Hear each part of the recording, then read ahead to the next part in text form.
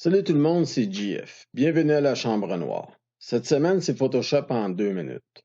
Photoshop en 2 minutes, c'est des trucs que je vous donne pour améliorer votre efficacité puis votre rapidité quand vous travaillez. On y va avec la première image. C'est la photo d'un pot de fleurs. J'aimerais pouvoir prendre cette photo-là et remplacer l'image que j'ai sur ma bannière dans ma page Facebook.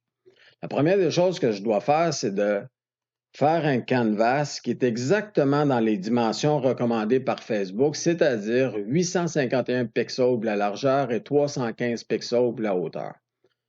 Comme vous pouvez le constater, quand je fais ça, je me trouve à entrer dans l'image. L'image n'a pas été créée pour une bannière dans Facebook. Fait que ce que je dois faire maintenant, c'est de prendre ici, sur le côté, et d'étirer jusqu'à temps que mon image plutôt rentre au complet.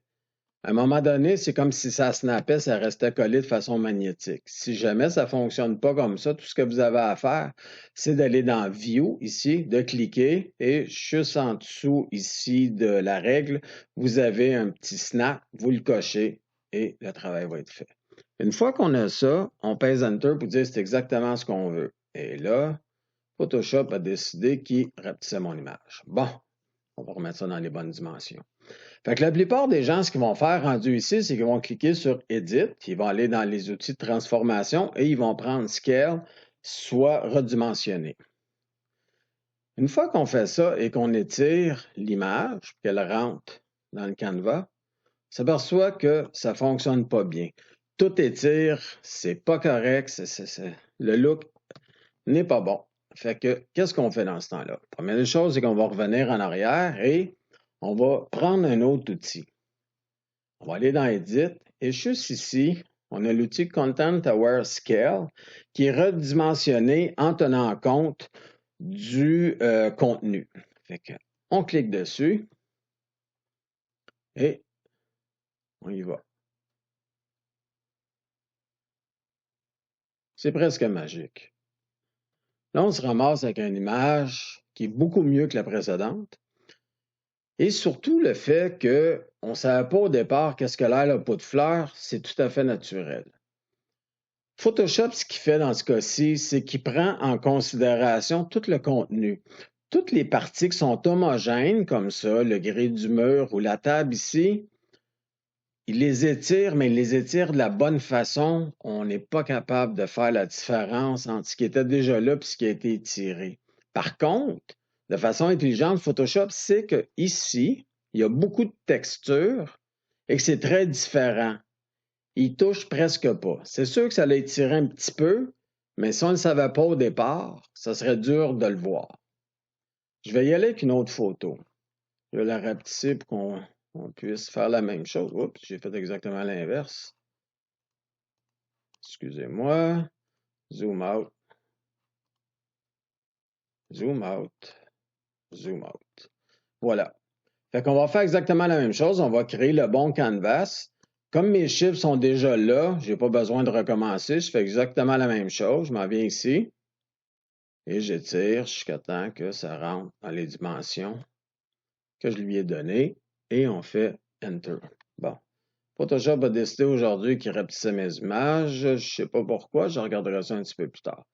Donc, on va le faire pour que vous puissiez bien voir.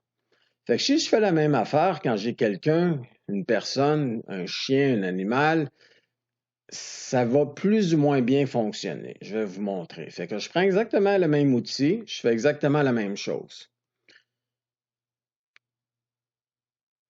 Vous voyez, à peu près à partir d'ici, son épaule, du côté gauche, commence à étirer un petit peu trop ici. Je vais le ramener pour vous montrer. On sait ce que ça a l'air un humain. Fait que là, c'est un petit peu plus difficile de tricher et d'étirer l'image sans que ça paraisse. Il y a un truc à ça. Je vais le remettre comme c'était. Ce qu'il faut faire ici, c'est en 2-3 clics. Le premier va servir à aller chercher le lasso qui est ici. Et on va sélectionner notre mannequin. Pas trop près, pas trop loin. Je glisse un petit peu. Pour les besoins de locaux, ça devrait fonctionner. Je continue à faire le contour et vous vous souvenez, quand on utilise le lasso, ce qui est bien important, c'est de fermer notre sélection. Fait qu'une fois qu'on a notre sélection, on va aller du côté droit ici, où vous avez les calques et de l'autre côté, les canaux, soit channels. On va cliquer dessus et on va descendre en bas à droite sur le petit icône qui est ici pour créer un masque qui va s'appeler Alpha 1. Ce que je vais faire, je vais revenir sur les calques ici. Et maintenant que j'ai ma sélection, je vais faire CTRL enfoncé, Drop. Je me débarrasse de ma sélection. Je vais aller chercher le même outil que j'ai pris précédemment, soit le Content Aware Scale ou redimensionner en tenant compte du contenu. Je clique dessus.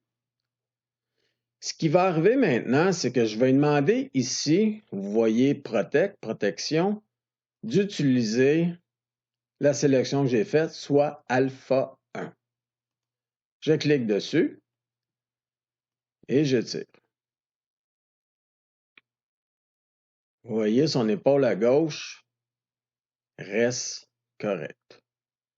Par contre, à un moment donné, même si ma zone est protégée, l'épaule commence à s'étirer un petit peu.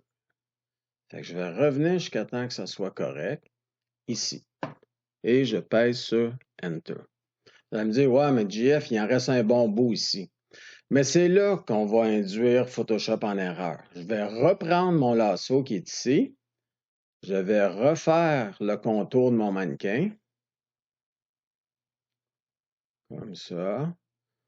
Aller chercher sur le dessus de sa tête. Comme ça. Et on revient sur l'épaule et on ferme le tout. Je reviens ici à Channel. Je clique encore sur le masque et là, maintenant, j'ai Alpha 2, mon deuxième masque. Je reviens donc avec les layers sur les calques. Je laisse tomber celui-ci, CTRL enfoncé D. Je reprends le même outil, soit transformé en tenant compte du contenu. Et je fais exactement la même chose. Je ramène l'image comme ça. Enter. Comme vous pouvez le constater, il n'y a à peu près rien qui a bougé de mon mannequin. Par contre, j'ai réussi à tirer toute la photo et maintenant, elle va faire exactement dans les dimensions que Facebook recommande. Je peux la prendre, je vais vous montrer. Rendu ici, ce qu'on fait, c'est File, Exporter, Save au web, sauver pour le web. On a les bonnes grandeurs, soit 851 par 315. Ce qui est important, c'est la partie qui est ici en haut, JPEG. On y va avec le maximum de qualité ou 100%. Les deux, c'est exactement la même chose. On va optimiser l'image et on va peser sur Sauver. Je ne le ferai pas parce que j'en ai pas de besoin, mais pour vous, vous allez sauver et l'envoyer avec vos autres photos. Puis à partir de là, vous allez sur votre Facebook et vous changez l'image pour celle-ci. Alors voilà, c'est un petit truc rapide qui va vous aider pour toutes sortes de projets. Fait que j'espère que ça va vous donner un petit coup de main pour travailler de façon plus rapide, puis que ça donne des bons résultats. Fait que sur ce, on se revoit un peu plus tard. Ciao!